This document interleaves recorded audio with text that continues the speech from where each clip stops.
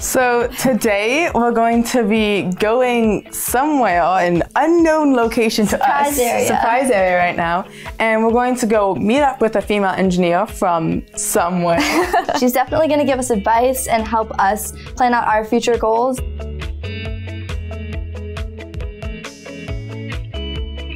I wasn't 100% sure what I wanted to do, so I did a bunch of different camps over the summer, and one of the camps I did was an engineering camp. And that made me think, wow, this is actually a cool thing that I could be doing when I get older.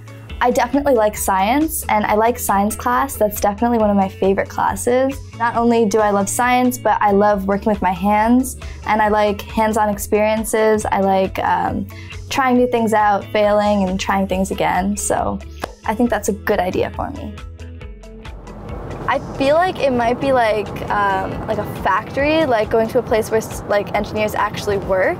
Canadian. Technical center. Ooh. GM. Yo! You're really close. That's so funny. I count that as a win. Hello, welcome. Hi, my name's Charlene. Hi. I'm Raquel. Hi, I'm Laura. Nice to meet you guys. Welcome to General Motors, the Canadian Technical Center located in Markham. It's nice to meet you both. Today, we're going to meet and do some talking about General Motors and females in engineering. Cool. But first, why don't we go on a tour of the facility? I'll be able to show you some of our spaces where we work on infotainment, autonomous, and active safety technology.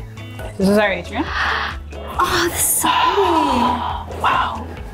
There's the Bolt EV. This one is fully electric. So that is so cool. You guys That's intense. are adorable. In Canada, we actually do a lot of engineering that goes into all of our vehicles worldwide. I didn't know that. That's really cool. Yeah. So we are going to ask you a couple questions about engineering. While you were at school, were there a lot of other females in your classes, or were you mostly the only one? So I went to school at the University of Ontario Institute of Technology in Oshawa. So in electrical engineering, when I started, there were 90 students in my program with 4 females. When I graduated, there were 30 people and there were 3 females. Most of my peers, they don't see engineering as something that they would be doing. When I was at this engineering camp, the first week, there was only one girl there, and she was really left out because all the guys would always talk over her, and she never really got to add any information to them, and she never got to contribute. So it's something that some girls do like, but not a lot of them feel comfortable to go out and do it because of how male-dominated it is a lot of the time.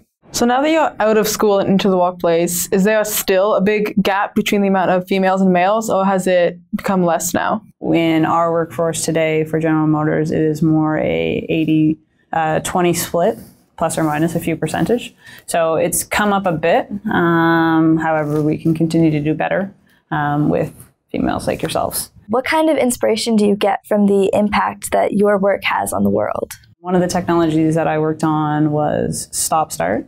I worked on that for 2.5 years. So when I'm in my car that I own today, and I'm driving with my friends or my family, and the car stops, I can easily say, oh, I worked on that. So it's very cool and inspiring to know that much about how your vehicle operates. So what's some advice that you would have for us or other young female engineers? Just to be yourselves.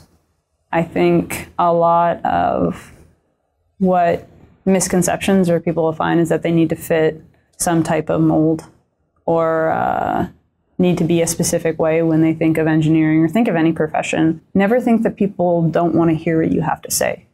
So by being yourself and bringing in these new perspectives, you can change a person's mind. You can motivate and inspire someone else to come up with an idea that they never thought was possible just by being you. So never underestimate that and never try to change because you think that you should be something else.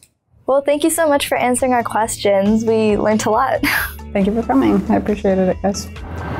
It was a lot. It was a lot to take in. It was really good. Laura said that she was passionate with math, and because of that, she went to her guidance counselor saying, hey, I like math. What do you think I can do with this? And then somebody was able to inspire her. I feel like that's a great tool that we should use.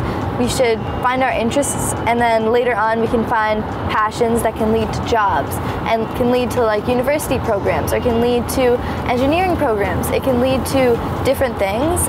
It was the whole idea of you can do it if you put the effort into it, and that it's going to be worth it if it's something I really like.